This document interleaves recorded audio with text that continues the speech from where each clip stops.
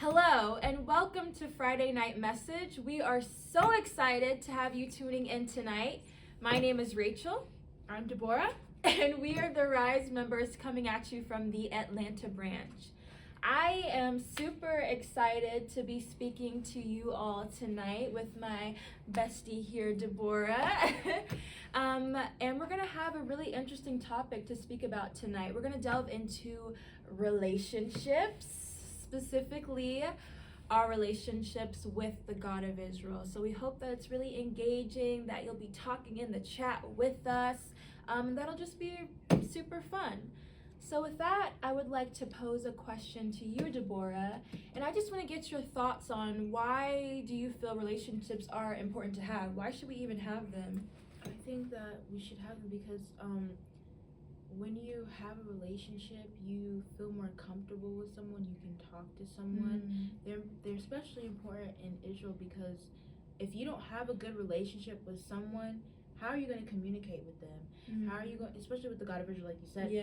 How are you going to communicate with the God of Israel if you don't have a good relationship with him? But yeah. That's what Yeah, I completely agree. You know, relationships are about having someone that you can count on and trust. And to be honest, it's a really important part of health in general. You know, studies have shown that relationships make you feel like you have a bigger purpose, that you're a part of something, a community, Israel, right? And studies have even shown that relationships can help you live longer, you have less stress, because I think it goes back to what you're saying, trust. You know, it's like if I have something that's weighing down on me, you know, I can tap into the relationships that I have to alleviate that burden a little bit and get insight into what the next steps I need to take to alleviate that. So it makes sense. It makes sense from an Israel standpoint. You know, the law, statutes, and commandments, it's the book of life. Of course, it's going to make our life last longer if we have it with God of Israel. So it's super important. I love what you said. And one thing that's really interesting, especially growing up in Israel, or even just Israel in general, is thinking about how relationships evolve. I think sometimes, especially when you are maybe like first coming into Israel, or when you're young at least, because we're such a spiritual people, but we live in a really physical world, I think sometimes it can be a little bit hard to really sit there and picture the God of Israel as someone that is your father that you need to work your relationship on. You know, sometimes when you're young, you might call upon the God of Israel to, you know, when you need help, right? And then you have, you know, your new moons and Sabbaths, and that's it.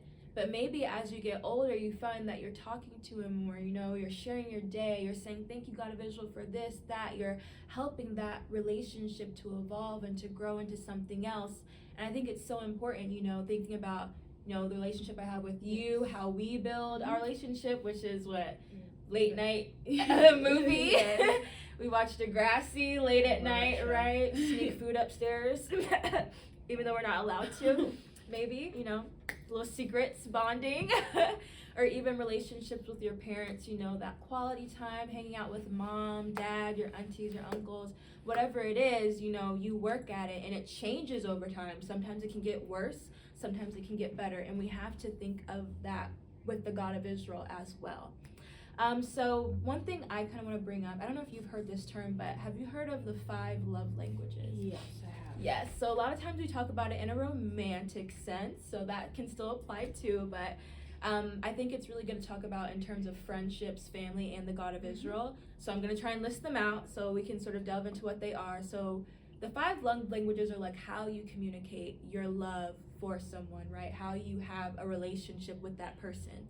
And I believe it's words of affirmation, acts of service, gifts, physical touch, and quality time, right? And so we're going to go into how those may sort of happen in your relationship with the God of Israel, how you can have words of affirmation, gifts, acts of service with the God of Israel. But before we get into it, I just want to know from our audience, what do you think your love language is? Put it in the chat. I want to see. What do you think it is? Or if you know, put it in. I know for me, I took this test, and my number 1 is quality time, but I think like my top 3rd or 2nd is gifts. So I always get teased about it because people are like, oh, you just want me to buy you something. But no, I just feel like gifts can be very thoughtful. But I'm interested to see what you all's love languages are. And even Deborah, do you know what yours would probably be? No, probably I think gifts. I actually think that for you both, too. both sides of the spectrum, like gifts from me to you or you to me. I love giving people gifts. Yeah, it makes you feel good. Yeah, like you're able to think about them and show that. So we're going to see how it applies to Israel. So I want to start off with words of affirmation. You know, words, spoken words that, you know, can confirm or uplift or just, you know, show that empathy that you have for someone. And what better place to start than the Psalms? We're going to go to Psalms 103 and get a little words of affirmation, okay? So we're reading a psalm from David, right? Listen, when I was younger, I was kind of like, why do all the Israelite aunties have a crush on David? Like, whenever they hear the story of the David, they kind of like swoon.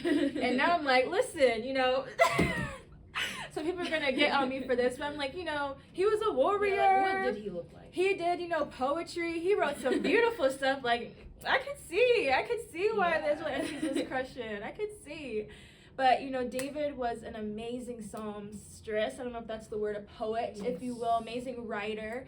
And he used that to communicate with the God of Israel. He also used a few other things that we can delve into maybe a little later. But we're going to go into Psalms 103 and see how this happens in action when we're talking to our God of Israel, when we're communicating. Okay, so let's read. Verse 1. Bless the Lord, O my soul, and all that is within me, bless his holy name. Bless the Lord, O my soul, and forget not all his benefits, who forgiveth all thine iniquities, who healeth all thy diseases, who redeemeth thy life from destruction, who crowneth thee with loving kindness and tender mercies. What I love about this form of communication to the God of Israel is even this Bible, you know, the scripture is we're able to connect with our forefathers from hundreds and hundreds and hundreds of years ago. And we even use the words of David's. We use these psalms, you know, to communicate and praise the God of Israel. And we have it here. And it's beautiful. The psalm talks about bless the Lord. You know, Israel, we can bless our God of Israel by following his instruction. So yes. It's like sometimes like my parents go out, like usually when I go out to school they give me my blessing, but it's nice to be able to do that back to them because you know, if they give you something, you give it back. I love that you pointed that out because it's another like evolution in relationship that even I'm experiencing now that I'm older with my parents. It's like, okay, you've taken care of me for so long, so now my frame of mind is now thinking like, okay, how can I take care of you? You know, how can I give back to you? And as Israelites, we can bless the Lord and we can give back to the God of Israel. And even the psalm is saying, you know, who redeemeth thy life from destruction, who healeth all thy diseases. Psalms verse 3 and 4. It's like, remember all that he has done for you. There are people in this nation, you know, that have had crazy health scares and were able to do amazing things because of their prayer, their connection, their relationship with the God of Israel. So it's so beautiful, and I love that point that you made. Let's go to, I believe I was on verse 5. Who satisfieth thy mouth with good things, so that thy youth is renewed like the eagles. That youth being renewed, you know. People always say when you come into Israel, it's like you're younger. People that are 50 look like they 35, and I've seen it. It's true. You know, I hope that happens for me as well. Even after like baptism, you you're right. You get that new spirit. You're renewed, right? Look at all the things the God of Israel does for you, right? The Lord executeth righteousness and judgment for all that are oppressed. He made known his ways unto Moses, his acts unto the children of Israel. The Lord is merciful and gracious, slow to anger and plenteous in mercy. Like, I just see it, a child sort of talking to their parent, and it's like, God of Israel, I gotta sing your praises, and I want you to know that I see what you're doing for me. Please know that I don't take it for granted, you know. It's so beautiful, you know. He's merciful. Listen, Israel has sinned a lot, and we're going to get into some of that sinning today, right? But our God is so merciful. Even though we turned back on him time and time again, he forgave us, right? Slow to anger. There were so many times where God of Israel wanted to strike Israel out, right? Moses, Abraham, you know, he had to convince God of Israel, what about the righteous? What about the righteous? Hold up now. Hold up now. You know, I know these people are trifling, but, you know, slow down, right? And it's just so beautiful. Like, I can even try and picture what it's like as a parent to hear your child say all these things and know that they know all the work that you've done and to care for them, right? It's so beautiful. Let's continue. Verse 9. He will not always chide, neither will he keep his anger forever. He hath not dealt with us after our sins, nor rewarded us according to our iniquities. For as the heaven is high above the earth, so great is his mercy toward them that fear him. Have you seen how far away the sky is from the earth? I mean, I haven't seen it physically. When you've flown in the airplane, yeah, you know what I'm saying? Like, it's just showing you how vast his mercy is. Like, look how many years ago this was, and God of Israel still has mercy for us. Like, that's a lot. That's crazy. We have to remember it, you know? We have to. And what's even pretty beautiful, I keep saying this, but what's even beautiful about this, I'm getting, like, excited again, is that in this psalm, it's almost as if, like, David is fulfilling what the God of Israel intends for us, which is to pass down his word generation from generation. Like, this is David, my father, telling me about what his God has done for us, and I can feel it. I can see it in my own life, and that means so much to me, right? I can feel my relationship with my forefather David, even though I've never even spoken to him. That's what's beautiful about Israel. That's what's beautiful about the spirit of truth, right? Where am I? I believe I'm at verse 12. As far as the east is from the west, so far hath he removed our transgressions from us. Think about, you know, taking away the sin, right? Day of Atonement. We had a lot of great messages about that we can delve into. Like as a father pitieth his children, right there, the relationship, right? So the Lord pitieth them that fear him. God of Israel is our father. Yes. He's our daddy. We should talk to him and treat him as such, right? Papa. For he knoweth our frame. He remembereth that we are dust, we are flesh, and we make mistakes. As for man, his days are as grass, as a flower of the field, so he flourish. For the wind passes over, and it is gone, and the place thereof shall know it no more. Just to point out his like writing technique here, like he figurative language, like he compares things. Yes, to everything. It's so beautiful. Yes, Israelite scholar. Yes, teach us the figurative language, right? You can see it, and it helps you even picture it. You know, it says, "As for man, the days are like grass." You know, the wind passes away and it's gone. You know, grass gets cut, it gets flown. Basically, reminding us, you know, in this physical plane, like life is short, right? How little it is, right? Appreciate it. And then let's see verse 17. But the mercy of the Lord is from everlasting to everlasting upon them that fear him, and his righteousness unto children's children. It's just like we talked about earlier, right? Like David is gone, but these words are still here, and I can still feel the relationship he had with the God of Israel unto children's children, right? Generation after generation. Verse 18. To such as keep his covenant, and to those that remember his commandments to do them. The Lord hath prepared his throne in the heavens, and his kingdom ruleth over all. Bless the Lord, ye his angels that excel in strength, that do his commandments, hearkening unto the voice of his word. Bless ye the Lord, all ye his host, ye ministers of his, that do his pleasure. Bless the Lord, all his works, and all places of his dominion. Bless the Lord, O my soul. I know those words. So beautiful, and we can feel it. It's just so full right there, you know. We have to bless the Lord, and we see all the things that he has done for us, and this is why, you know, I can really see why God of Israel would love, you know, words of affirmation as a way to communicate, you know, poetry even. It's so beautiful. But we have a lot to cover. Yes. Add something about like words of affirmation as an example.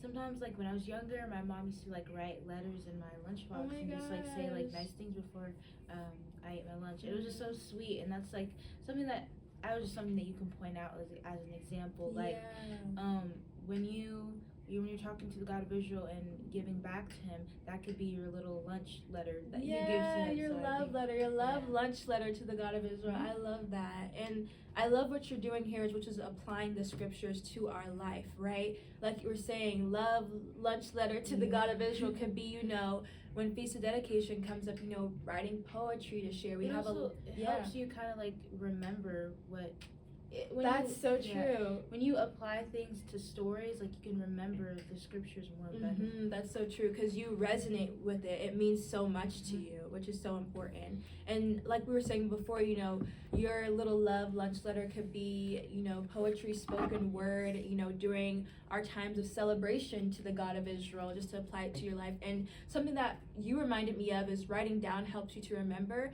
Even like journaling, which I've done, but I haven't been doing a good job at it so much, is a really great way to remember all that the God of Israel has done for you, as sort of, again, that way to communicate with him and remember all that he's done. So the next love language or way of communicating that we're going to delve into is acts of service. So we're going to start with 2 Chronicles chapter 35, and we're going to start from verse 1. 34. Yes. Thank you. 34. That's why I got you here, to help me out. All right, and it reads, sorry, let me adjust.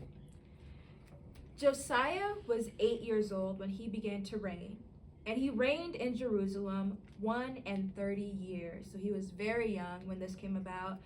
I believe we just left off from the killing of Ammon, who did wrong in the sight of the Lord, right? And so the people chose Josiah to be king at this point. And he did that which was right in the sight of the Lord, and walked in the ways of David, his father. That connection, right? Just like we read earlier, all throughout. Yeah, right there. And declined neither to the right hand nor to the left. So he was steadfast. For in the 8th year of his reign, while he was yet young, he began to seek after the God of David, his father. And in the 12th year, he began to purge Judah and Jerusalem from the high places and the groves, and the carved images and the molten images. So King Josiah was young, right, when he came into reign. 8. And some years have gone by now, right? And he's still young. And it says he decided to seek after the God of Israel. And in that seeking, he got rid of all the strange gods, the images that Israel was serving at this time. That's right there, acts of service. Yes, it's things that you go out of your way to do to help or support someone, right? God of Israel didn't necessarily come down and tell him to do this, right? He sought after the Lord and wanted to do this from his heart. And so that's what he's decided to do. That's how he is communicating with our God. It's so funny because I would say that I think acts of service is probably one of the top ways the God of Israel likes to be communicated with, because it really comes down to obedience, right? Following the instructions, and then you have these extra steps, like when you're following the law, statutes, and commandments that lead you to do that lead you to have understanding to do things like Josiah is doing now. And I think that's so important to understand, when you're in a relationship, what your language is of communication and then the other person's language is, so that you can work towards that, right? Like, my language, I think, is quality time, right? But our mom's is acts of service. She likes when people go out of their way to, do the laundry that she's been meaning to do, or maybe go pick up a child, one of us siblings, right? When she had to. That's just like little things, right, that make her day easier, which is really interesting because, a few days ago, I did the laundry, which, is apparently her love language, but I have yet to heard anything about that. So I don't know if that really is her love language or if she's just saying that, but, Hey, Mom. Maybe I'll keep y'all updated. But anyways, I think that's really important, again, to understand, the love language of the person that you're in that relationship with, right, and what they need. So let's continue. Where was I? I think I'm at verse 5. Yes. Wait, no, I think you're at verse 4. Verse 4? We'll start from there. Yes. And they break down the altars of Balaam in his presence, and the images that were on high above them he cut down, and the grooves and the carved images and the molten images he brake in pieces, and made dust of them, and strode it upon the graves of them that had sacrificed unto them. So he's taking it down. And as we can see, there was a lot of wickedness happening in the land. Like, he's taking images, groves, he's taking them all down, right? I know, lots of work, right? A lot of times we miss, like, the timeline and these things, but, I know my people. I know how Israel works. I'm sure they give it their all when they're doing right and when they're doing wrong. So I'm sure it was a lot of extensive work. But one thing that, sticks out to me here is we read earlier, we're like dust, right? The God of Israel knows that we're of dust, so we're flesh. And it's just interesting in here it says, and made dust of them. So again, these gods are dead, right? They can't compare to the Almighty who is everlasting to everlasting because they're dead. He made dust of them, right? I think that's so empowering as Israelites to know, our God of Israel is the greatest there is because he is alive and living and does all and knows all. You know what I'm saying? So I just think that's a really interesting connection there. And so verse 5, and he burnt the bones of the priests upon their altars and cleansed Judah and Jerusalem. So we know the significance of the bones in Israel. So for them to be burnt upon their altars, we know there was wickedness throughout the land. And like it says, he had to cleanse Israel. He had to purge them of all that was happening. And we're going to read verse 6. And so did he in the cities of Manasseh and Ephraim and Simeon, even unto Naphtali with their mattocks round about.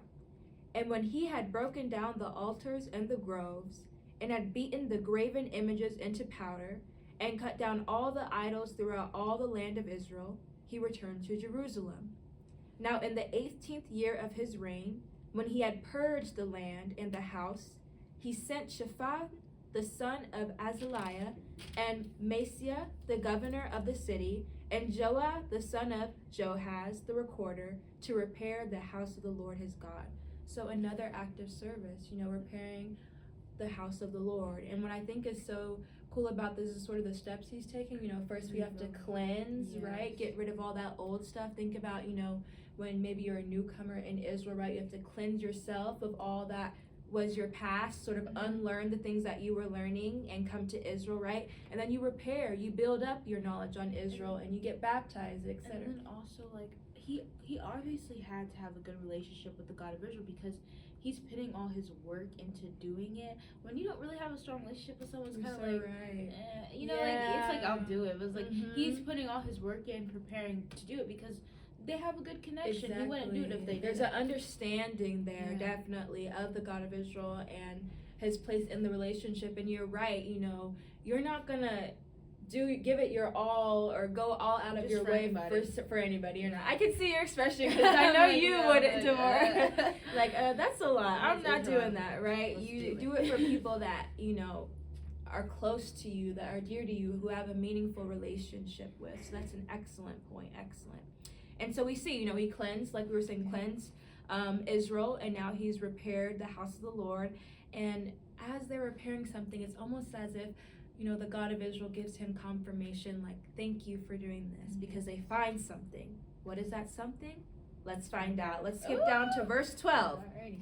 And the men did the work faithfully. So they're working on repairing the house, and the house of the Lord. And the overseers of them were Jahath and Obadiah, the Levites, of the sons of Merari, and Zechariah, and Meshullam, of the sons of the Kohathites, to set it forward, and other of the Levites, all that could skill of instruments of music, right? So gathering all the people, right?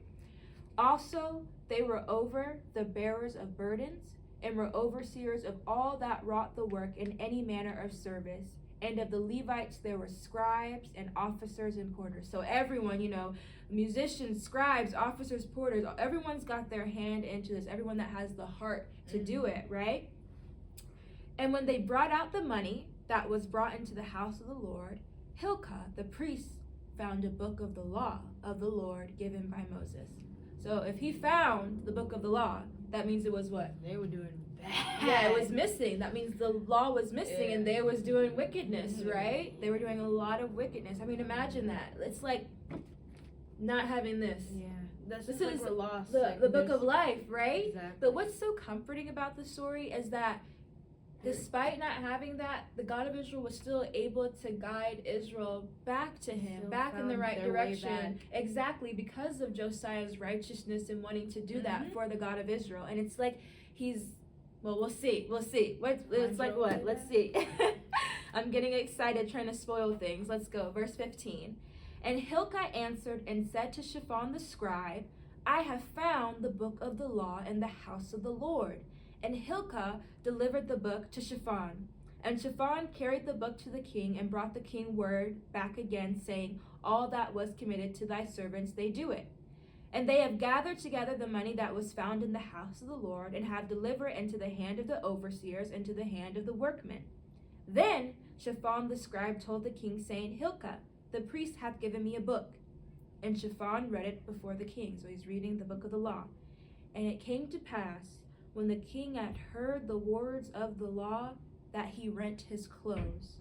And the king commanded Hilkiah, and Achim the son of Shaphan, and Abdon the son of Micah, and Shaphan the scribe, and Isaiah a servant of the king, saying, Go inquire of the Lord for me, and for them that are left in Israel and in Judah, concerning the words of the book that is found. For great is the wrath of the Lord that is poured out upon us, because our fathers have not kept the word of the Lord to do after all that is written in this book. Wow, right? So we see, like I was saying earlier, it's almost like confirmation, right? Josiah put in this acts of service, this work to the God of Israel, and so it's almost as if he's being rewarded with the book of the law, right?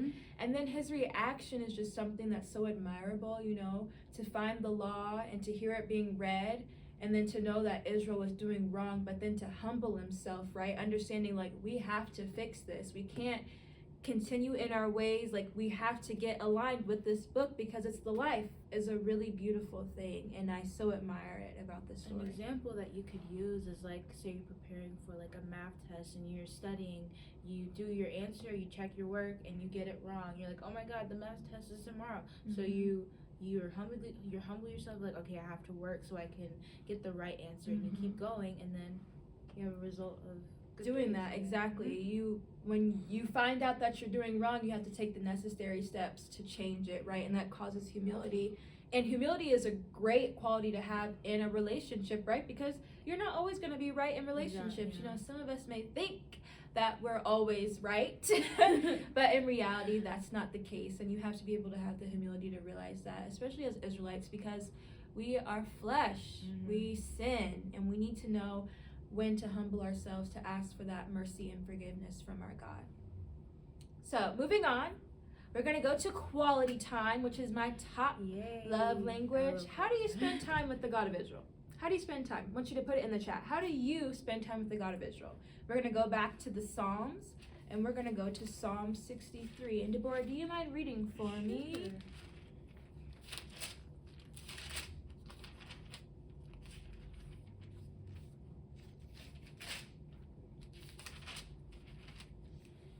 O God, thou art my God, early will I seek thee. My soul thirsteth for thee. My flesh longeth for thee in a dry and thirsty land, where no water is. To see thy power and thy glory, so as I have seen in the sanctuary. Let's stop there. Wow, the start of this psalm is so moving, right? It goes back to what we saw in Josiah, seeking the Lord, like, I need you. This is another psalm from David, right? And I think of this as, again, that quality time, like, God of Israel, I need you in my life, so I got to figure out a way to use that quality time, right? And so what's interesting about a lot of these ways of communicating with the God of Israel is in Israel, a lot of them are intertwined, right? Quality time could be sitting down to write a spoken word to the God of Israel. It could be, taking the time to, give an offering unto him, the gifts that we'll delve into very shortly, right? So it looks like a lot of different things for different people, even meditating on the scripture, right? Or even talking to him in prayer, and as we see it here. So verse 3, because thy loving kindness is better than life, my lips shall praise thee. Words, right? I'm spending that time speaking to you. Thus will I bless thee while I live. I will lift up my hands in thy name. My soul shall be satisfied as with marrow and fatness. It's just so filled with abundance, right? When I eat lamb, I do like that bone marrow, okay? It's fat, it's abundance. There's rich nutrients in there, right? This writing is so beautiful. And my mouth shall praise thee with joyful lips. Even think of song, right? My singer, Miss Songbird here, right? When I remember thee upon my bed and meditate on thee in the night watches, right? You're just thinking in bed, thinking about all the great things the God of Israel has blessed you with. When I was in college I made sure to do this. Sometimes you want to up your spirituality when maybe you're not in the environment that you're used to, right, with family. And I would make a point of reading scripture, right, and then praying every day or every night. I would get into the habit of doing that, and it was really great because it caused me to reflect on not just the things that I needed from the God of Israel, but when you're praying to him daily, you're able to also reflect on all the great things that he's done for you, even the small things, like, God of Israel, thank you for allowing me to return home safely, or thank you for allowing that chemistry final to get moved to next week so I could study because I was gonna fail type things. And so being able to meditate, whether that's through prayer or just sitting in bed and reflecting on your day, is quality time with him. Continue. Verse 7, because thou hast been my help, therefore in the shadow of thy wings will I rejoice. My soul followeth hard after thee.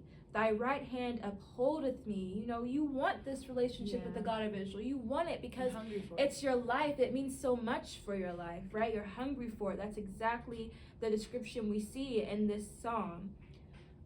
Verse 9, but those that seek my soul to destroy it shall go into the lower parts of the earth. They shall fall by the sword. They shall be a portion for foxes, right? Protection, right? We talk about relationships. I love you. You're my sister. If anyone mess with you, I'm going to protect you and I'm going to get in on them, whatever way that is, right? Yeah. Exactly. And then verse 11. But the king shall rejoice in God. Everyone that sweareth by him shall glory. But the mouth of them that speak lies shall be stopped. Again, that protection, right? The God of Israel is there. And that's called... We're his children. You have to have a good relationship with him because you're not going to want to protect someone like you don't know. Exactly. You have to have a good relationship. Exactly, because even with quality time. You're right. And even thinking about relationships from a physical standpoint that we have here on earth, it's when you protect someone, you also do put yourself at risk because you don't know what the other person's going to do. And a lot of people don't protect people. We talk about bystander effect, right? Because they're worried about what will happen to them. Yeah. So again, that relationship has to be established for me to see value in protecting you, right? And then finally, we're going to move on to gifts. When you show that person that you've been thinking about them, right? That you want to give something to them, a token, right? And so we're going to move to 1 Kings chapter 3. And Deborah, would you like to read for me again? I would like to read 1 Kings chapter 3.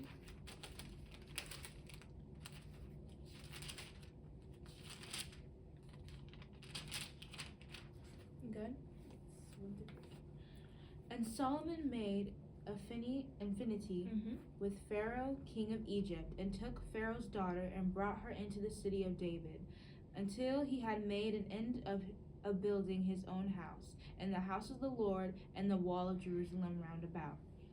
Only the people sacrificed in high places, because there was no house built unto the name of the Lord until those days. And Solomon loved the Lord, walking in the statutes of David his father. Only he sacrificed and burnt incense in high places. Great. So we can stop there. So sacrifices, burnt offerings, right, was a way that Israel was able to give gifts to our God, something to offer to him. And as we know, we no longer do burnt sacrifices with what happened with Jesus, right? But there are ways that we can still give offerings to our God of Israel, like with Psalm. I don't know if you want to talk about that. What's your, what even is your process, when you want to give something to the God of Israel and it comes in the form of a song? Something that I always notice is when I get that feeling when it comes to me, it's always on a holy day. And I usually get the song faster on those days. Comes it finishes on one day. It usually happens on holy days. That's what I notice. And that's when I write my songs and stuff. And when I'm doing it, I just feel so happy. Not just only that I'm giving it to the God of Israel, but I'm also giving it to Israelites so they can uplift themselves. True. And it just makes you feel good. And what I've heard from people in the nation, you're learning through music. And that's what I love so much about it, because not only am I doing my favorite thing, but I'm also giving back to the God of Israel and teaching a message through my music. You're so right. You're passing it down from generation to generation, because, especially young people, we get rap for this, excuse me. They always say that We don't like to sit down and listen to long messages, etc. You know, I think, you know, us Israelite young people are different. But sometimes song is the way that you want to hear things, and you're right. You know, when I listen to "Go Down" or the story of Moses, or I think a couple days ago I was listening to the story of the Passover. Like, I love when you can hear the whole song. You know, this is the like, story that's of the Passover, right? That's And how you like sing it. You're like, oh, now I know the plans. And Pharaoh was like, no, right? It's so fun, and you can learn that way. You're so right, and sometimes that's the way that people need to be communicated about our God. I've heard that's how actually some people came into this nation, like through music. Wow, I didn't know that. That's so awesome. Yes, so that's a really great point. And then we see here the offering that Solomon is going to make, and then I want to share verse 4 because I think it's really important to share. And so, and the king went to Gibeon to sacrifice there, for that was the great high place. 1,000 burnt offerings did Solomon offer upon that altar. Wow. 1,000. Like, we always talk about how when you read the scriptures, it like verse by verse, it seems like everything's happening so fast. But think about that. Think about how much work would have to go into 1,000 burnt offerings. Right? Wow. That's some dedication, right? That's some gift given to the God of Israel, right? Please. And then later on, I want to move forward just for time's sake, but we see, you know, Solomon ends up, I believe, having a dream that night, right? And the God of Israel is pleased with him, and he asks him, you know, I'm going to give you a gift. What gift do you want it to be? And then Solomon, so humble, is like, I want to do the best that I can do as my place as king. Can you allow me to, you know, have that wisdom? And then the God of Israel was so pleased with him with that answer. You know, he wasn't asking for riches or material things or, you know, the baddest girl in the nation, right? He was looking to be a good leader for his people, right? That mouthpiece for the God of Israel. And God of Israel was so moved by that he took care of Solomon even more so in that instance, right? And also, like, want to point out that he was communicating him through a dream. I feel like there's so many ways that the God of Israel uses things to communicate. That's what I just want to point out. No, that's so great, because it's like, if the God of Israel has so many ways of communicating with us, then we should do the same thing. Like, let's, you know, use all the different avenues and ways to communicate with him. Try new things, you know, because it helps strengthen your spirituality. You know, maybe, you know, I've been praying to the God of Israel and certain things aren't working out because of timing. I need to up it. So you fast to communicate even more. You afflict your soul, right? Sometimes I may be like, okay, Rachel, you haven't done a spoken word in a while, so for this, you need to sit down and write something else. It makes it even more special, right? So there are things that you can do to, again, build upon the relationship and to grow, because your relationship with the God of Israel is going to evolve over time, and it's up to you, no matter what your age is, to, you know, decide whether or not that is going to grow positively or whether or not it's going to decrease, right? So that was a really excellent example. We didn't touch on physical touch because, again, Israel were a spiritual people, but I like to think of all of these quote-unquote love languages or ways of communicating as falling under an umbrella. So, you said I could point out something that's like physical touch. Go ahead, share. Sometimes when we're praying, sometimes like when I feel like my brethren reach out their hand for me, it feels like you're more united when you're holding hands, like you're praying. That's the sign of like physical touch, I would say. Like, that's just, a good point. You might feel more connected, right? And that unity is so important with, you know, praising the God of Israel. Yeah, that's a really great point. I didn't think about it like that. And even just the idea of physical touch, you know, I think it's just a way to get closer, right? To get closer. And so all of those love languages help you get closer to God. When we hug, we do. You're so right, hugs, right? Like, a part of our culture. There's a reason why that's there. You know, that's such a great point. That's such a great point. So we covered all the ways that we communicate with God, but we really want to get down into some of the foundations to a great relationship. And one of those things is trust. We talked about it earlier, right? Something interesting is, in college, I was a resident advisor, right? So every year I would have about 30 residents that would come in, and these are, you know, the girls that I'm supposed to, you know, mentor, help, guide their way through college, whatever it is. And what's really interesting is each year you're kind of asking yourself, you know, like, how can I build this relationship? You know, we don't know each other, you know, they're coming from all across the country, the world even, right? How am I going to foster a relationship with all of these girls so they feel comfortable with me so that I can help them through things. And so there are different avenues that you can take, but you really have to establish a sense of trust. That is the basis of every relationship, right? You gotta let them trust you. And so I want to delve into that today as far as, the relationships people have had with the God of Israel and establishing that trust, because God of Israel's done a lot of things for us. There's no reason we should ever have doubt in him. And I think what better relationship to look at than the one with the God of Israel and Abraham, God's best friend. Hey. So we're going to go to Genesis chapter 12, and we're going to start with verse 1. So I'm going to turn there. Give me 1 second. If you have it, you can go ahead and read. Okay, I just got there.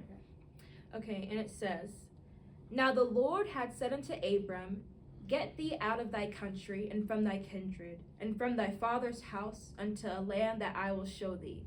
And I will make of thee a great nation, and I will bless thee, and make thy name great, and thou shalt be a blessing. And I will bless them that bless thee, and curse him that curses thee, and in thee shall all families of the earth be blessed. So Abram departed, as the Lord had spoken unto him, and Lot went with him. And Abram was 75 years old when he departed out of Haran. So, I like to think of this, applying it to our real lives. It's like, it's time for Abram to go on this journey, right? And the God of Israel is telling him, I'm going to bless you. I'm going to give you, your seed, a generation to generation. I will bless them, right? But first, you got to get up from out of, you could say, your father's house, your mother's house, and you got to go on this journey solo, if we will, because he still had Lot with him at this time. You can think of like a newcomer when they're traveling up to Canada to do the Lord's Passover. You have to take that step. You have to figure out like when's your flight coming, exactly. Things like that. You have to get out of the land of Egypt so you can go serve your God. I think that's a really great point, because a lot of times when you go on those journeys, with baptism or even becoming a newcomer in Israel, it is a journey. And a lot of brethren will share that, expect for some obstacles and challenges to come when you enter the nation, because it's like, this is really great, because it's like, you were serving another God, right? So you have to let that go now, and you have to be with me, right? And so obstacles will come in your way to deter you from that, but you have to go your own separate way. It's like when you leave, some animals, will leave the pack. I think I was watching Animal Planet because, my dad is obsessed with Animal Planet. Sometimes he'll have like the PowerPoint, projector up in the room and just be listening. I'd be like, what is that? So sometimes I hear it. And there was one that was talking about sort of the community between elephants, which was really interesting.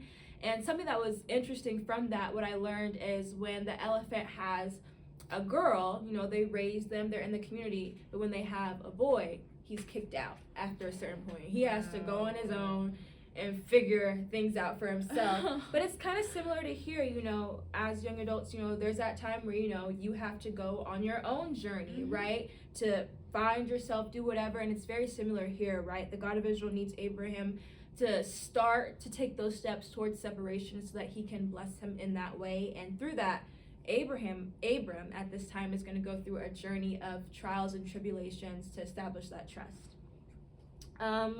What verse were we on? We're going to say verse 5, right? Yes. So where can you go ahead and read for me? And Abram took Sarai his wife, and Lot his brother's son, and all their substance that they had gathered, and the souls that they had gotten in Haran, and they went forth to go into the land of Canaan, and into the land of Canaan they came. And Abram passed through the land unto the place of Shechem unto the plain of Moreh, and the Canaanite was then in the land. Good. So we see that he's at this point traveling, right? And the God of Israel is going to appear to him during this time, and again, just sort of kind of reassuring him, unto thy seed, this is the land that I'm going to give you. He's trying to allow him to see the vision. I'm taking you on this journey. We're building this relationship. And to get you through this journey, I kind of need to show you, what will happen as a result of your faithfulness, your loyalty to the God of Israel, the vision, right? Preparing that. And that's actually really interesting, just thinking about our relationships here, even with brethren, when you're first getting to know brethren or trying to build upon your relationships, thinking of a vision, right, that you see for your relationship is something that I personally have never really thought about using, but it's really useful. It's like saying, you're my brethren. I may not know you right now, but I would love to build this relationship with you. So maybe one day in the future we can lean on each other as support when we're going through hard times. I never really thought about it like that, but that's something that I really like to take away from this. And so Abram's going to have sojourn to Egypt. So we're going to skip down a little bit to verse 10. And there was a famine in the land, and Abram went down into Egypt to sojourn there, for the famine was grievous in the land. And it came to pass, when he was come near to enter into Egypt, that he said unto Sarai his wife, Behold now, I know that thou art a fair woman to look upon. Therefore it shall come to pass, when the Egyptians see thee, that they shall say, This is his wife, and they will kill me, but they will save thee alive. Say, I pray thee, thou art my sister, that it may be well with me for thy sake, and my soul shall live because of thee. So, Abram's wife, Sarai, is a fine sister, okay? And they're going into the land of Egypt, and Abram, knowing how these things go, how men think, he's like, listen, they're probably going to kill me. We need to, be a little crafty here, and you need to tell them that you're my sister, okay? So we're going to continue. We're going to see how this plays out. Verse 14. And it came to pass that when Abram was come into Egypt, the Egyptians beheld the woman that she was very fair. The princes also of Pharaoh saw her and commended her before Pharaoh. And the woman was taken into Pharaoh's house. Listen, she's got the whole house buzzing. When you think about it, you have to have trust in your partner. That's so true, right? If you're really gonna allow her to go into Pharaoh's house, I'll be like, you gotta have trust in them. That's funny. I didn't think about it that way. That she's not gonna, eyes be looking right, but then also for her to trust the word of her man, of Abram, to be like, okay, I got you. I'm gonna listen to you so that we can both get out of here alive, right? But, she must have been, it was buzzing. The whole palace was buzzing. Pharaoh heard this. He's like, let me see who this girl is, right? Let me see Sarai, right? And verse 16. And he entreated Abram well for her sake.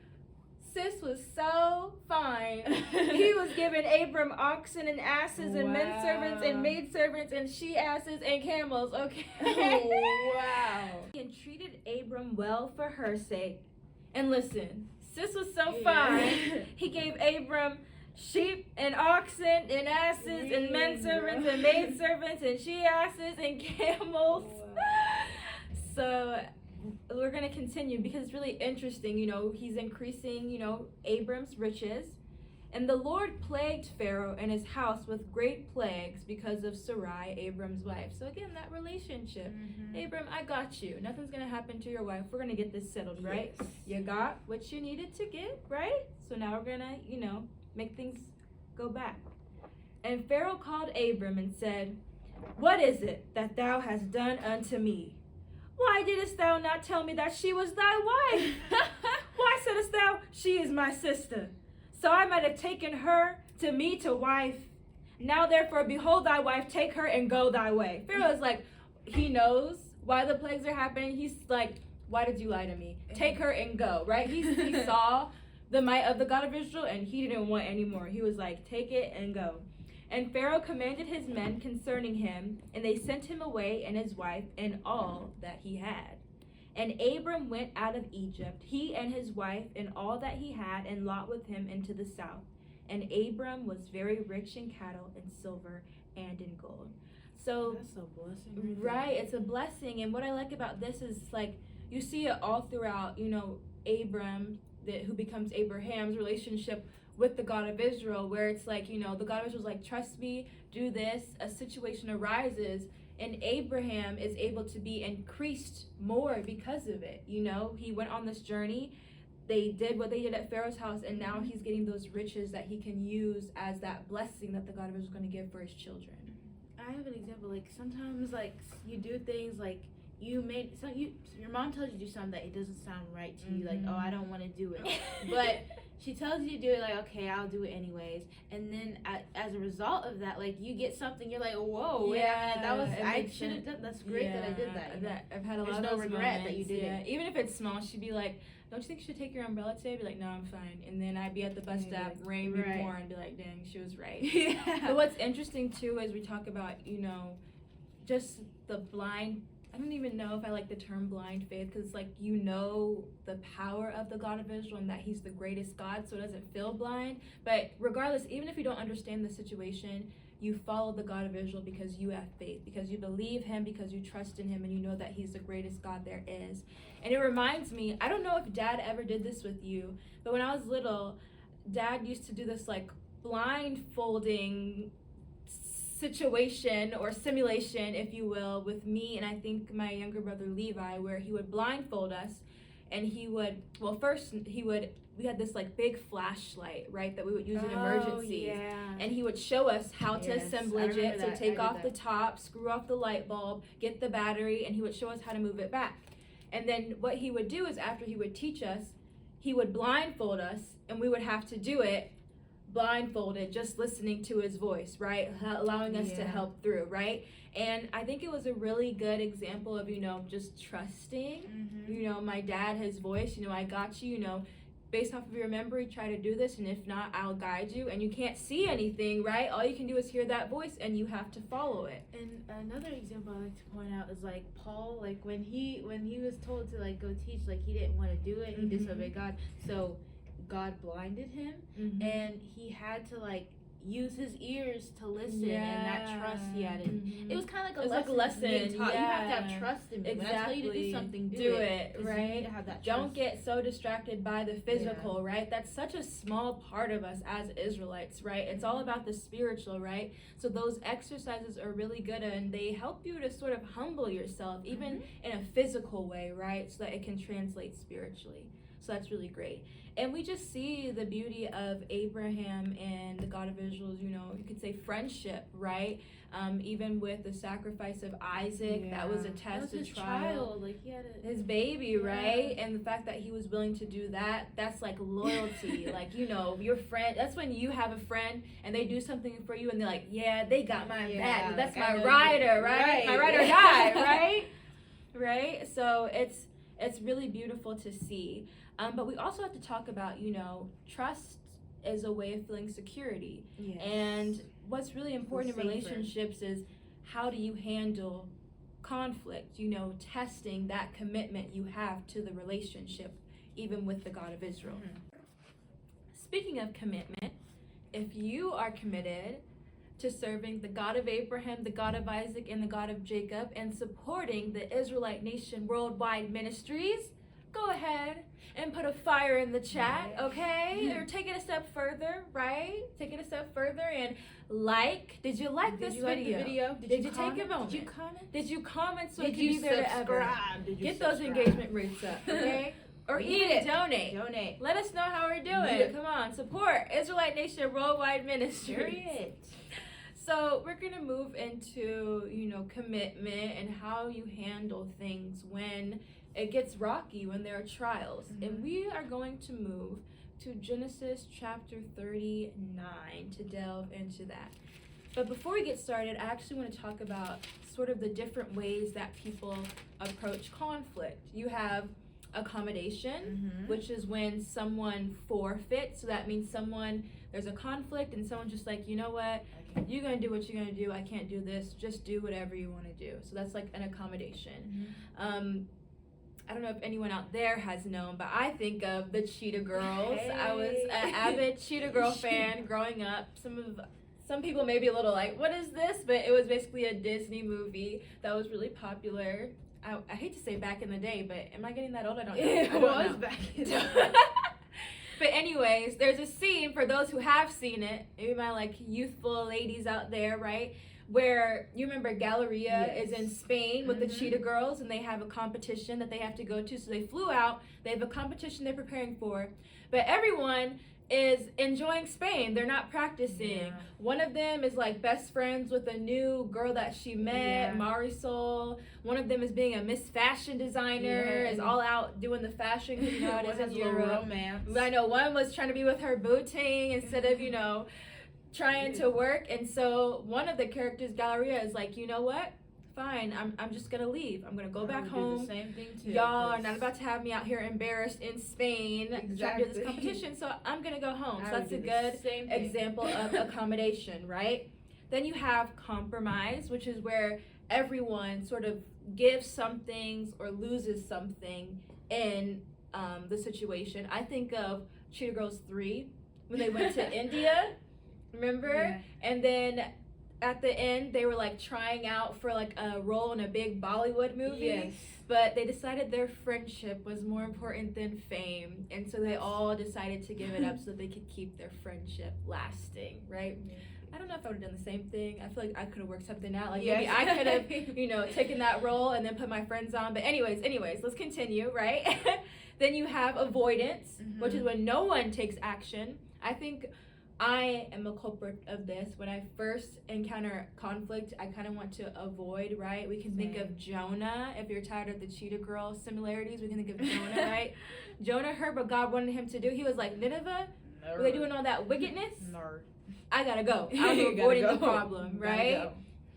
And then you have competition, where, you know, one person wants to win by dominance, right? They're like, this is my way, it's my way, or the highway, and right? Like stubborn. Yes. Like it has to be my way. I think we've all encountered that one person in our life. I know. Before. I know all about joking, that. you know, in your work environment, maybe with your family. And then you have collaboration, which is usually the best one, but it's the hardest one, where you're really trying to figure out something that will work for everyone. So these are all really great to just keep in mind to figure out what your conflict style is. Actually, I want to see in the chat what you think your conflict style is, because maybe if it's not the most positive one, you can work towards fixing it, right? We don't want avoiders in Israel. You know, we have a lot of things that happen, you know, in this nation that need to be taken head on, right? And even in dealing with brethren, right, you may have conflicts there. And the God of Israel wants to see us unified, right? Serving him and celebrating and rejoicing and praising him. So sometimes we gotta move past what we want and, you know, compromise or collaborate. And even sometimes accommodation may be the best route there. It's like, you know what? Go ahead. Israel is more important than this right here, right? So it's very important to know. But speaking of trials and tribulations, we're in Genesis 39, and we're going to read about Joseph, all right? So we're going to start off with verse 1. And Joseph was brought down to Egypt, and Potiphar, an officer of Pharaoh, captain of the guard, an Egyptian, brought him of the hands of the Ishmaelites, which had brought him down thither. And the Lord was with Joseph, and he was a prosperous man, and he was in the house of his master, the Egyptian. So already we see that Joseph has a strong relationship with his God, right? If we think about just the journey getting here, right? God of Israel had blessed Joseph with the gift of dreams, and he was trying to share that with his brethren, and even the relationship that he had with his brothers, right?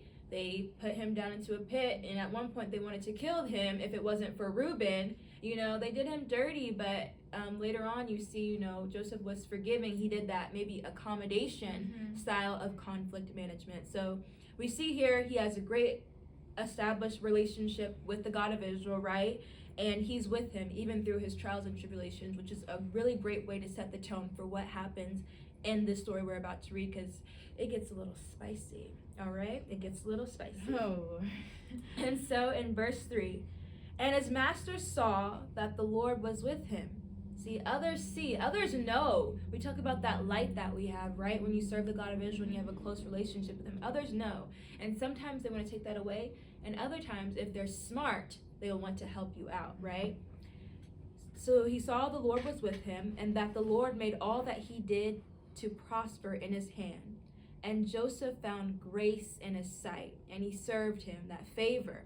And he made him overseer over his house, and all that he had he put into his hand. So this man, his master, was smart. He saw that the God of Israel was with him. He saw that relationship that Joseph must have had, and he used it to his benefit, right?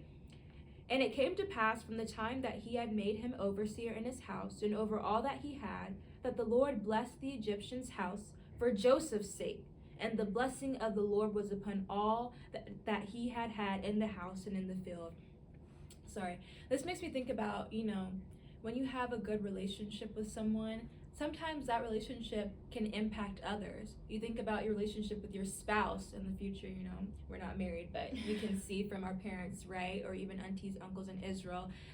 When you have a good relationship with your spouse, if you have children, that trickles down to your children, being in a home where they feel the environment is conducive to their progression and their growing, A relationship is between two people, but it can trickle down and affect others, as we've seen all throughout the Bible. The leaders of Israel, their relationship with the God of Israel and how that impacted Israel. We see with the kings, when leaders weren't following and weren't trying to have a close relationship with the God of Israel, a good one, Israel was astray. And when they did good, we did good, right? And so we see it even here with Joseph and his master. We're going to go to verse 6. So we're going to read verse 5. And it came to pass from the time that he had made him overseer in house and over all that he had, that the Lord blessed the Egyptian's house for Joseph's sake. And the blessing of the Lord was upon all that he had in the house and in the field.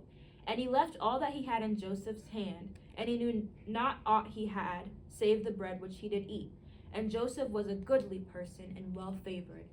And it came to pass after these things that his master's wife cast her eyes upon Joseph, and she said, Lie with me. Oh. Listen, I had a teacher that was a big Christian, so a lot of the things she used to share in class were not always the best. But there was one thing she did say, and she was like, listen, the Bible is one of the greatest books you can read of all time. There is so much in here. There's good, there's bad, and the ugly. And this is the tea, as you see here. So, Joseph, he's a goodly person, well favored, right? And his master values him. I guess his master's wife saw that, but she wanted it. And, she asked him to lie with her. But he refused, verse 8, and said unto his master's wife, Behold, my master wotteth not what is with me in the house, and he hath committed all that he hath to my hand. There was none greater in this house than I, neither hath he kept back anything from me but thee, because thou art his wife. How then can I do this great wickedness and sin against God? So again, we have the law, statutes, and commandments. So Joseph, of course, is going to follow the customs and the laws of his own self. He respects that. But there's even a relationship with his master, right? Even though he is not Israel, right? It's like his friend. Like, you're not going to go date your friend. It's wrong. It's wrong. It's not what you should do as a person. And I think this is a really good point to make, because we have to consider our relationships with the people outside of Israel as well. Even though they might not be in Israel, is it benefiting you to be friends with them, right? Or is it taking you to have favor for you when you actually need them for something? Exactly, that can be helpful. And then two, also, is it not benefiting you? Is it taking you away as well? So it's very important to look at that as well. I even think about, Moses and his father-in-law, Jethro, I believe.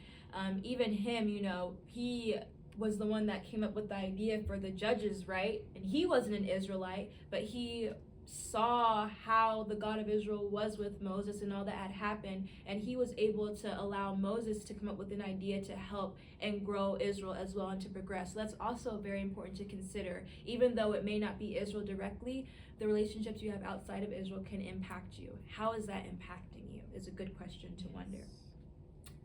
Which verse am I at? Verse 10? And it came to pass, as she spake to Joseph day by day, that he hearkened not unto her, to lie by her or to be with her. So she's beating him down. She's coming after him day by day, and he is being loyal. Loyalty is so important to have in a relationship. And he's like, no. And it came to pass about this time that Joseph went into the house to do his business, and there was none of the men of the house there within. And she caught him by his garment, saying, Lie with me. And he left his garment in her hand and fled and got him out. So she approached him. And it came to pass, when she saw that he had left his garment in her hand and was fled forth, that she called unto the men of her house and spake unto them, saying, See, he hath brought in an Hebrew unto us to mock us. He came in unto me to lie with me, and I cried with a loud voice. So basically she's saying, Joseph took advantage of her, right? So she's lying on his name. And as a result, we're going to see verse 20. And Joseph's master took him and put him into prison, a place where the king's prisoners were bound, and he was there in the prison. Joseph was a stand-up guy. He did everything he was supposed to do, and he was thrown into jail. A lot of people would, curse God, say, why God, why are you doing this to me? I'm your child, why are you doing this to me? But we got to remember, there are trials and tribulations for a reason. We got to trust for everything. And there's a reason that God will put you. It's part of his plan. Exactly. You have to think about the plan, the test that he has. We saw with Abraham and Isaac, right, that we talked about earlier.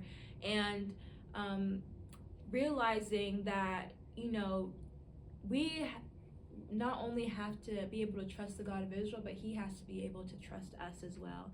And we talk about this a lot. A few messages ago, they talked about it as well. Job, right? God of Israel had so much trust in Job, he was able to, bet on it, right? And Job followed through. He showed that trust was there in the right place, and he was blessed because of it. So at this point, Joseph is thrown into prison. But I want to continue on just because it's very important. Verse 21. But the Lord was with Joseph and showed him mercy and gave him favor in the sight of the keeper of the prison. So even when Joseph was at another low, right? He was in the pit with his brothers. Now he's in prison. God of Israel still took care of him. And Joseph knew that. He knew that, right? We see it throughout his story. There's no way he couldn't have, right? And the God of Israel was with him. He allowed his gift to be a way for him to find favor in the sight of those that ruled above him. And, in your relationship with the God of Israel, I encourage you to, ask for that as well. We're in this world, but not of it. But you can ask for that favor among those that, quote unquote, rule above you, your boss, supervisor, someone that you're encountering, so that it can be to your benefit, right? Very important. So, another thing that comes with trust is when you break that trust. And Israel has broken that trust a lot. Some may call it cheating, right? God of Israel is a very jealous God. So let's look at that. What happens when we break that trust? What does that relationship look like? There's trauma there, right? There's a history there. What does that look like? So we're going to turn to Joshua chapter 24, and we're going to take a peek. And Deborah, if you get it before me, you can go ahead and read. Joshua chapter 24, we're going to start from verse 1.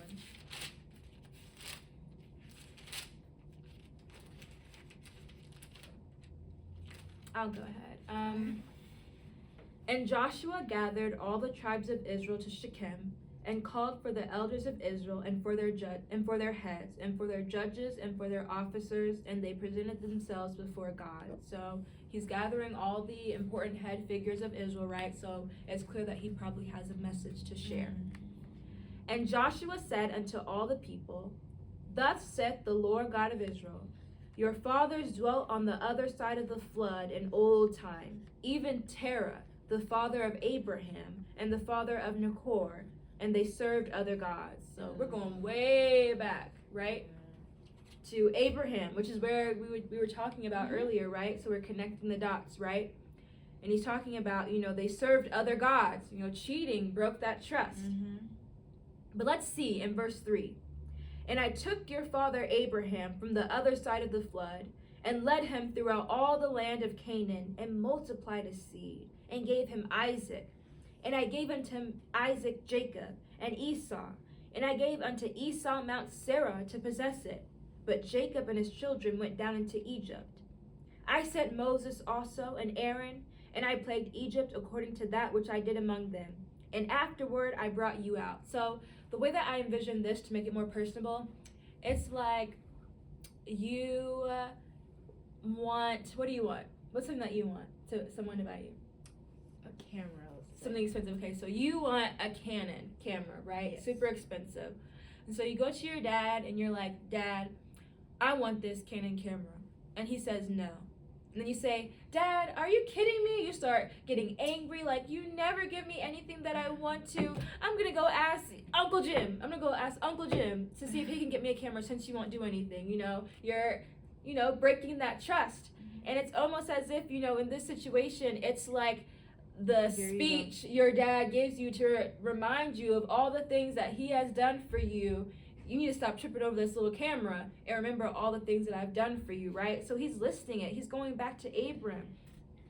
How dare you go to somebody else as that? Right? And of course Joshua is, speaking this, but I can feel the emotion to it. It's like, I did this for you. How dare you? Verse 6. And I brought your fathers out of Egypt, and ye came unto the sea. And the Egyptians pursued after your fathers with chariots and horsemen unto the Red Sea. And when they cried unto the Lord, he put darkness between you and the Egyptians, and brought the sea upon them, and covered them. And your eyes have seen what I have done in Egypt. And ye dwelt in the wilderness a long season. So, again, going back to the story of Egypt and how the God of Israel, saved them and brought them out. And when they cried unto the Lord, he put darkness between them. Like, look at how I helped you, right? Verse 8.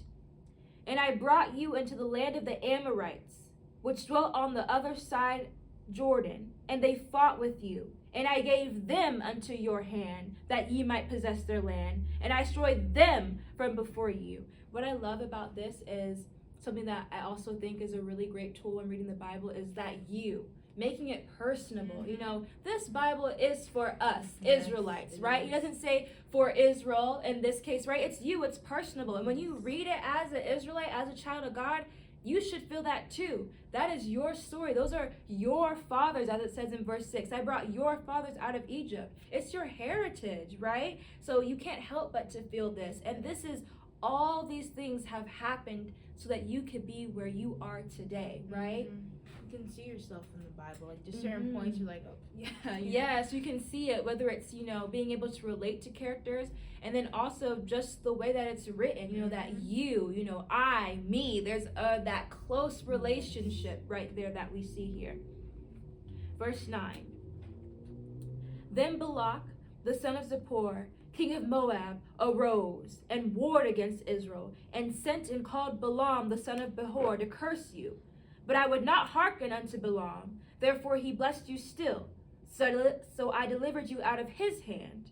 And ye went over Jordan, and came unto Jericho, and the men of Jericho fought against you, the Amorites, and the Perizzites, and the Canaanites, and the Hittites, and the Jerusalemites, the Hivites, and the Jebusites, and I delivered them into your hand. That was a lot. Yeah, that sounds like a song for me. And I sent the hornet before you, which drave them out from before you, even the 2 kings of the Amorites, but not with thy sword, nor with thy bow. And I have given you a land for which ye did not labor, and cities which ye built not, and ye dwell in them. Of the vineyards and olive yards which ye planted not do ye eat. So again, we were going into lands that were, you could say, already civilized, right? So the city was already built, the olive yards, the vineyards were already there, and God of Israel helped us to take it over so that we didn't have to put forth that labor to build it up, right? So he's like, you had it good. Maybe even I spoiled you. Imagine your parents saying that. I've heard that one before. Verse 14. Now, therefore, fear the Lord, and serve him in sincerity and in truth, and put away the gods which your fathers served on the other side of the flood and in Egypt, and serve ye the Lord. So this is a humbling experience. Remember all this. Stop cheating, right? Exactly. Stop taking for granted, stop breaking my trust. It's like, someone is breaking your trust, you're like, get it together. Otherwise, I'm going to have to leave. I'm going to have to punish you, whatever that punishment looks like. You needed to get it together because you're taking me for granted, right? That goes into boundaries, right? You need boundaries in a relationship. 15. And if it seem evil unto you to serve the Lord, choose you this day whom ye will serve, whether the gods which your fathers served that were on the other side of the flood, or the gods of the Amorites in whose land ye dwell. But as for me and my house, we will serve the Lord. So again, remember, Joshua is speaking. This is like when your older sister is telling you to get it straight. Listen, you can go out there and do whatever you want, but when it comes to me and my God, my parents, my father, come correct. Exactly. Come correct. Let's see what the people say. Verse 16. And the people answered and said, God forbid that we should forsake the Lord to serve other gods. For the Lord our God, he it is that brought us up and our fathers out of the land of Egypt from the house of bondage, and which did those great signs in our sight, and preserved us in all the way wherein we went, and among all the people through whom we passed. So here we see a humbling, recognizing what the God of Israel has done for us, right? And so this is such a really important lesson in understanding, we can't break that trust. We can't, especially in our time of freedom. We have to make sure that we're checking ourselves and looking through here and even in our own lives of what the God of Israel has done for us to make sure that we stay on the straight and narrow path and don't forsake him and give up a relationship. Because as I said earlier, there's trauma there, right? Israel has hurt God of Israel time and time again and again, and he's a jealous God. Yeah. He doesn't play that, spiritual thing, right? Where I want a little bit of this and I want to serve this and I want to be just all, no, it's one, right? It's one. Some of us can relate, when you're dating, I only want to date you and you date me. Exactly. I don't want anyone else involved, Some people are different, but that's not me, okay? It's a very similar situation here. And like I was saying, it's very important that we remember this in our time of freedom. And with that trauma there, to understand, we just always have to come correct. I know, Deborah, when you pray, you always ask for mercy, right? God of Israel, please forgive me for my sins, unknown and unknown, because you understand that history with Israel, and we don't want to repeat it again. So we just have to come back with that humility. Also, make sure you put some fire signs in the chat, Yes. pump in, and like the video. Yes, yes, yes. We hope that you are enjoying it today. And we actually have another prompt for you. We want to learn more about you, our audience. So we touched on this a little bit, and we're going to delve deeper into it. But another really important aspect of relationships is boundaries, right? You need to be able to assess where you are, what you want, communicate effectively on both parts, and define what you want out of that relationship, as well as what things you're willing to deal with and what things you are not willing to deal with. So I want to ask you, what are your boundaries that you have in your relationships? What are some of the things that you put in place that, this has to be here? Whether it's, communication effectively. I need, us to, go on quality time, dates, hang out, just to keep it there. What are your boundaries? What are the requirements you need for a successful relationship? Put it in the chat. And also with boundaries, like you can look all the scriptures that we talk about today.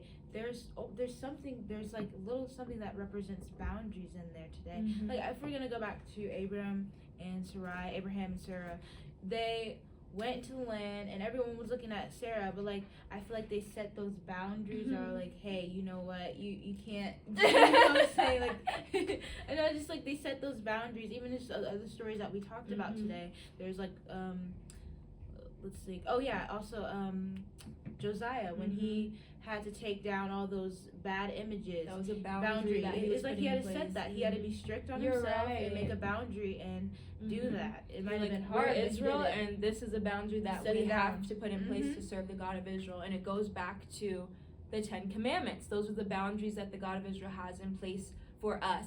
And what I think is so interesting just about relationships you have in your own life and how it translates to a relationship with the God of Israel is once those boundaries are in place, you know what each person needs and wants, right?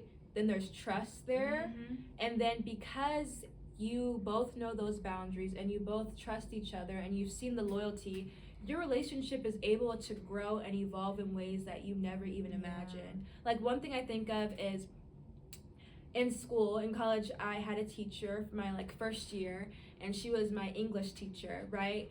And of course you have a boundary with your teacher, it's authority, you're calling them, hello, Mr. Brown, Mrs. Brown, etc., right? So there's a boundary there that you don't cross.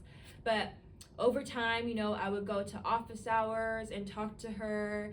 She was also Black, which I feel like one thing about relationships is like when you build upon them, there's a commonality. You're able to use commonalities to build upon them further. So, this is my Israelite sister, so we're able to build a relationship because not only are we blood related, but we got the God of Israel, right? And so over time, I got to know my teacher outside of class, And it got to a point where later on, we would just meet up for coffee sometimes to just hang out and talk. She was really cool. She knew all the places to go as far as like that were near campus. And I was able to keep that relationship to the point where I was using her first name, So instead of maybe Mrs. Brown, it's like, Sarah, how are you doing? I haven't spoken to you in a while, or hello, Deborah. Maybe someone goes from calling you, I don't know, Miss McNeil to Deborah. You're pretty young for that, so I don't know. But it changes, right? Because you have those boundaries. You know that this person is cool, that you can trust them. And so you're able to grow closer in that. And I think we really see that with Abraham and other people throughout the Bible. So I just want to go over some of those boundaries that the God of Israel has with us, because it's important for us to remember Israel is a forgetful people. So we're going to go to Exodus 20. Y'all know what it is. It's the 10 what? It's the 10 what? Commandments. Let's go to Exodus 20 and just get an overview. We can make it a little interesting. Before we read, I want to see if any of y'all can put all 10 commandments in the chat. Let's test your memory out there. Who's first? Let's see who's first. Play a little game. No, okay, so we're going to delve into it. So verse 1, Exodus chapter 20. And God spake all these words, saying, I am the Lord thy God, which have brought thee out of the land of Egypt, out of the house of bondage. Thou shalt have no other gods before me. Boom. Thou shalt not make unto thee any graven image, or any likeness of anything that is in the heaven above, or that is in earth beneath, or that is in the water under the earth. A lot of people read the same book and they miss so many of that, right? God of Israel is alive. Like, to even try to do that would be such an insult, to try and even make something in his likeness, because you can't. There's just no, it would be filled with flaws, in my opinion, right? Verse 5. Thou shalt not bow down thyself to them, nor serve them, for I, the Lord thy God, am a jealous God. Look, boundary set. I'm jealous.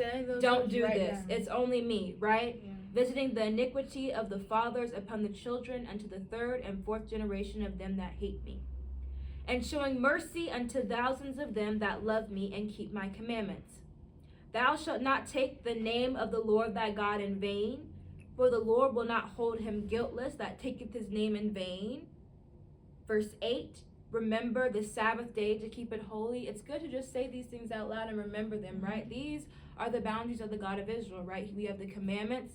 We also have, the laws, statutes, etc. These are the things, if you follow and you're obedient, God of Israel's got you. He's got you. In a relationship, you don't want to do things that if you're friends with someone, you don't want your friend to like do something rude to you. Exactly. It's just like, that's not what I like. You gotta set this boundary. This is what I like and don't like, so don't do that, because when you do, I'm gonna get mad and then we can't continue this, right? Which again shows you how merciful the God of Israel is, because there's some things where people cross boundaries, you're like, I can't go back from that, it's over, right? But he's so merciful unto us. And even continuing on, verse 9, 6 days shalt thou labor and do all thy work. So again, talking about the Sabbath day. But the seventh day is the Sabbath of the Lord thy God. In it thou shalt not do any work, thou, nor thy son, nor thy daughter, thy manservant, nor thy maidservant, nor thy cattle, nor thy stranger that is within thy gates. So again, we know the Sabbath day to keep it holy. And when we do what we're supposed to do, I think it's just so comforting to, read all the scriptures we've read today, even with the Psalms, because it's like, if you do what you're supposed to do and stay obedient, God of Israel has got you, and that's empowering, especially because we're in the time of darkness right now, right? They're doing their Halloween, right? Their Xmas is coming up. There's a lot going on spiritually in the world that is aimed at deterring us from this path of truth. And so it's so important, especially in this time, for us to make sure that we are assessing our relationship with the God of Israel and seeing how we can improve it. If you already pray every day, maybe incorporate, some Bible studies in there. Think of a topic, search for a topic that you're interested in and go through and read and see what you find. And you'll find that it's enjoyable. This is why, I like doing Friday nights with people. I like listening to Friday nights, because you're able to see the scripture come to life and it helps you in your own life. And even we talked about that communication, singing. If singing is your jam, maybe write a new song song for the God of Israel. Or what I love to do is play, IsraeliteNation.com. Israelite Nation Worldwide Ministries has their music section, right? And I just love to play those songs to just get that more empowerment, right? To sing. Music has a huge effect on you and the activities that you do. So even that is a really great way to, make sure that you're staying strong during this time. And so we went through I'm not going to go through all the 10 commandments. It's very important to read as a reminder, but we know what they are, and we can continue to read them further on. But I just sort of want to get into another section of boundaries, and that's boundaries within the relationships that you have with your brethren. And we talked about, outsiders of Israel as well. So we're going to transition into that. So I want to move forward with boundaries, even with your relationships with brethren, because they're very important as well. Because we talk about accountability in relationships as well, making sure that we're all on the straight and narrow path towards the God of Israel and righteousness. And if not, you got to assess that relationship. So I want to go to 1 Psalm chapter 19, and we're going to read verses. 1 Samuel. I'm sorry. Thank you. This is why I got my bestie here to help me out, okay? We're going to go to 1 Samuel chapter 19, starting from verse 1. And Saul spake to Jonathan his son, and to all his servants, that they should kill David. And Jonathan, Saul's son, delighted much in David. And Jonathan told David, saying, Saul, my father, seeketh to kill thee. Now therefore I pray thee, take heed to thyself until the morning, and abide in a secret place, and hide thyself. So at this point, we know Saul has had the evil spirit coming upon him. And so that evil spirit has made him hate David, and he wants to kill him. But there's a relationship between Jonathan and David. They are best friends. I really implore you to read their story if you have not, because it's such a beautiful friendship. And I aspire to have a friendship like that. When you think about it, when that evil spirit came upon Saul, it's kind of like your relationship dampens. Yeah, between his son. Yeah, so you're right. Not only with the God of Israel, but his son. That's such a great point. It's a domino effect. But we see, Jonathan is loyal to David, so he's trying to help him out. He's like, go hide. Verse 3. And I will go out and stand beside my father in the field where thou art, and I will commune with my father of thee, and what I see that I will tell thee. And Jonathan spake good of David unto Saul his father, and said unto him, Let not the king sin against his servant, against David, because he hath not sinned against thee, and because his works have been to thee word very good. So he's trying to plead with his father. You could say he's respectfully trying to set a boundary there, right? He sees his father is going astray. He's like, David hasn't done anything to you. Please don't do this, Dad. Don't do this, right? Setting that boundary. And it's for the betterment of Saul, right? Verse 5. For he did put his life in his hand, and slew the Philistine. And the Lord wrought a great salvation for all Israel. Thou sawest it, and didst rejoice.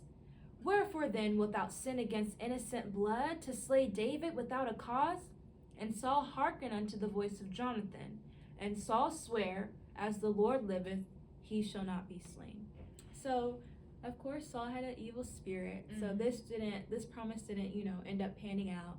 But, we see the power of Jonathan's words, right? Yes. He communicated with his father in the way that he knew could touch him, and it worked in that period of time, and it helped him for that moment decide not to fall astray, to not kill David. And for he knows his father, he knows where to touch those certain points where get your heart. When you try to convince somebody, you have to get points that would touch their heart. You got to know them. You have to know the person you're in that relationship with. It's funny, as an older sibling, to see my siblings grow up. When I interact with them, you get to a point where you sit back and you're like, okay, what works for them? What is the way they like to be communicated with, so that I can get what I need or what I want from them, right? So my youngest sister is more emotional. If I really need to get down to her, I gotta kind of use that empathy side of it, and it will get it out, right? Whereas, other siblings are a little more difficult, and I'm still trying to figure it out, but it's an ever-evolving relationship. Right. So we're going to move on to another relationship within Israel, a very beautiful one. Deborah. Ruth and Naomi. so we're going to turn to Ruth chapter 1. And Deborah, when you get there, you can read it. Now it came to pass in the days when the judges ruled that there was a famine in the land, and a certain man of Bethlehem, Judah, went to sojourn in the country of Moab, he and his wife and his two sons. And the name of the man was Elimelech. Elimelech. And the name of his wife Naomi, and the name of his two sons Mahlon and Chilion. Ephraimites of Bethlehem, Judah, and they came unto the country of Moab, and continued there. And Elimelech, Noah's husband, Naomi's husband died, and she was left with her two sons. And her two sons. And they took them wives of the women of Moab. The name of the one was Ophrah, and the name of the other was Ruth. And they dwelt there about 10 years. And Mahlon and Chilion died also, both of them, and the woman was left of her two sons and her husband. Good. So what's happened there? So we can kind of see a connection right there, just like relationship right there. Naomi lost her husband, and she also lost her two sons. Ruth was married to one of her sons, and they kind of had to both suffer with that loss. And you can just see that kind of like connection right there. Yeah, the commonality, right? We talk about that in relationships when you're looking to build them. What do we have in common? It's not always so like conscious. You're not like, Deborah, what do we have in common so I can build? Sometimes it's just that connection, like you were saying. It's more natural, and we see it here. Let's skip down to verse 11. And Naomi said, "Turn again, my daughters. Why will ye go with me? Are there yet any more sons in my womb, that they may be your husbands? Turn again, my daughters. Go your way, for I am too old to have an husband. If I should say, I have hope. If I should have an husband also tonight, and should also bear sons, would ye tarry for them till they were grown? Would ye stay for them from having husbands? Nay, my daughters, for it grieveth me much for your sake, that the hand of the Lord is gone out against me." Good. So again, Naomi's like, it's time for you to go. She's getting too old. She's like, I can't have any more sons. You guys have to find your way back. We've gone through this grievous thing. Now it's time for you to leave. And then verse 14. And they lifted up their voice and wept again. And Oprah kissed her mother-in-law, but Ruth clave unto her.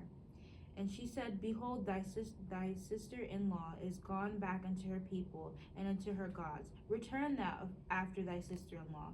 And Ruth said, Entreat me. Entreat me? I'm so sorry. And Ruth said, Entreat me not to leave thee, or to return from following after thee. For whither thou goest, I will go, and where thou lodgest, I will lodge. Thy people shall be my people, and thy God my God. So right there you can see that relationship, that bond. Oprah left to go, like Naomi said, but when Naomi told Ruth to go, Ruth stayed. You can see that she wanted to be with her mother-in-law, that connection, because like you wouldn't just stay, like with so some lady she obviously had some type of relationship with her, and she clung onto her. Like I like what she said in verse 16, like she said, wherever you go, I should go. Wherever you lodge, I shall lodge. Whoever God you serve should be my God. And then as a result of that, she came into Israel. Yes, she met Boaz. But what I love about this too is we see, Ruth was a Moabite, I believe, and she was an outsider. She was like, whoever your God is will be my God. So that means she wasn't in Israel, and she had such a good relationship with her mother-in-law, right? And she was able to see the relationship her mother-in-law likely had with her God, right? To want to be like her, to want to be with her. And that's such a beautiful thing as well, to know that you as an Israelite, just your relationship with your God and how it impacts your life can move others, right? Can move the people around you to join in with you, to be a lost sheep and to come back to Israel, right? And so it's a very beautiful relationship. And we saw how Naomi helped Ruth, secure her bae. They say secure her bag, secure her bae, Boaz, right? And out of Ruth's lineage, as we say, came David and Jesus. Like, wow, that's right? amazing.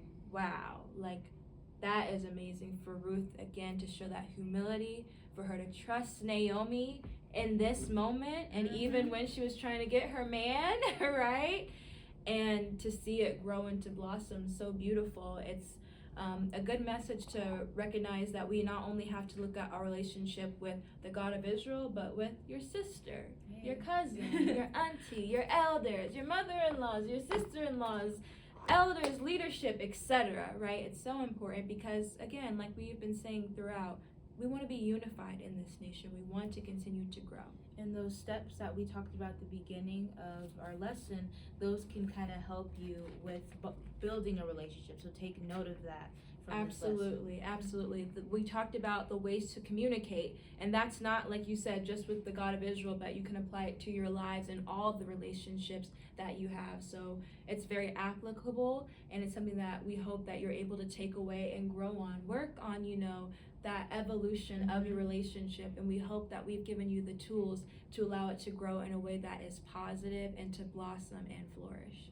Thank you for joining us. I hope you enjoyed our lesson. And make sure to tune in on Saturday at 2 p.m. Eastern for the message. And with that, we say peace.